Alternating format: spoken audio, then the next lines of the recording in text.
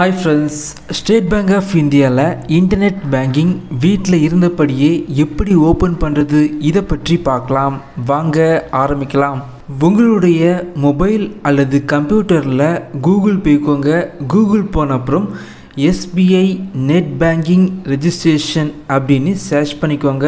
இல்லை அப்படின்னா இந்த வெப்சைட்டோட லிங்க் இந்த வீடியோக்கு கீழே இருக்கும். கிளிக் பண்ணி உள்ளாடி போய்க்கோங்க. உள்ளாடி போனீங்க அப்படின்னா இன்டர்ஃபேஸ் இப்படி தான் இருக்கும். இதில் பார்த்தீங்க அப்படின்னா நியூ யூசர் ரெஜிஸ்ட்ரேஷன் அதை செலக்ட் பண்ணிக்கோங்க.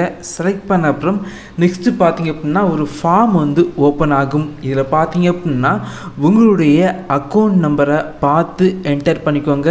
என்டர் பண்ண அப்புறம் சிஐஎஃப் நம்பர், அதாவது உங்களுடைய பேங்கோட பாஸ்புக்கில் ஃப்ரண்டில் இருக்கும், அதை பார்த்து என்டர் பண்ணிக்கோங்க. அதுக்கப்புறம் பார்த்தீங்க அப்படின்னா பிரான்ச் கோட், உங்களுடைய பேங்கோட பிரான்ச் கோடை என்டர் பண்ணிக்கோங்க. தெரியல அப்படின்னா லொக்கேஷன் மற்றும் பிரான்ச் எங்கே இருக்கோ அந்த லொக்கேஷன் போட்டிங்க அப்படின்னா உங்களுக்கு கோடு வந்துடும். அதுக்கப்புறம் பார்த்தீங்க அப்படின்னா கண்ட்ரி செலக்ட் பண்ணிக்கோங்க. அதுக்கப்புறம் பேங்க்கில் எந்த மொபைல் நம்பர் நீங்கள் கொடுத்தீங்களோ அந்த மொபைல் நம்பரை நீங்கள் என்டர் பண்ணிக்கோங்க.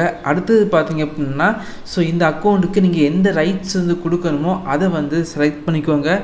செலக்ட் பண்ண அப்புறம் கேப்சாவை பார்த்து என்டர் பண்ணி சப்மிட் பண்ணிக்கோங்க. நீங்கள் பேங்க்கில் எந்த மொபைல் நம்பர் கொடுத்தீங்களோ அந்த மொபைல் நம்பருக்கு ஒன் டைம் பாஸ்வேர்ட் சென்ட் பண்ணுவாங்க. அதை பார்த்து என்டர் பண்ணி கன்ஃபார்ம் பண்ணிக்கோங்க. நெக்ஸ்ட் ஒரு பேஜ் ஓப்பன் ஆகும். இதில் பார்த்தீங்க அப்படின்னா I have my ATM card அப்படிங்கிற ஃபஸ்ட் ஆப்ஷனை நீங்கள் செலக்ட் பண்ணி சப்மிட் பண்ணிக்கோங்க. சப்மிட் பண்ண அப்புறம் உங்களுடைய கார்டு டீட்டெயில்ஸ் எல்லாமே வரும். ஸோ இதை செலக்ட் பண்ணி நீங்கள் கன்ஃபார்ம் பண்ணிக்கோங்க. கன்ஃபார்ம் பண்ண அப்புறம் நெக்ஸ்ட்டு பார்த்தீங்க அப்படின்னா ஒரு ஃபார்ம் ஓப்பன் ஆகும். இதில் உங்களுடைய ஏடிஎம் கார்டு டீட்டெயில்ஸ் எல்லாமே கரெக்டாக என்டர் பண்ணிக்கோங்க. என்டர் பண்ண அப்புறம் ப்ரொசீட் அப்படிங்கிற ஆப்ஷன் இருக்கும், அதை கிளிக் பண்ணிக்கோங்க. நெக்ஸ்ட்டு பார்த்தீங்க அப்படின்னா உங்களுடைய இன்டர்நெட் பேங்கிங்க்கு ஒரு யூசர் நேம் செட் பண்ணிக்கோங்க.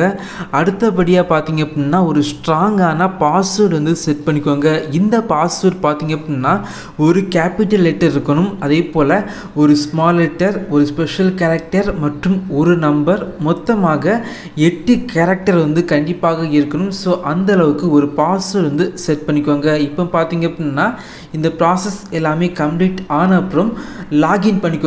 உங்களுடைய இன்டர்நெட் பேங்கிங் அக்கௌண்ட்டை லாகின் பண்ணிக்கோங்க.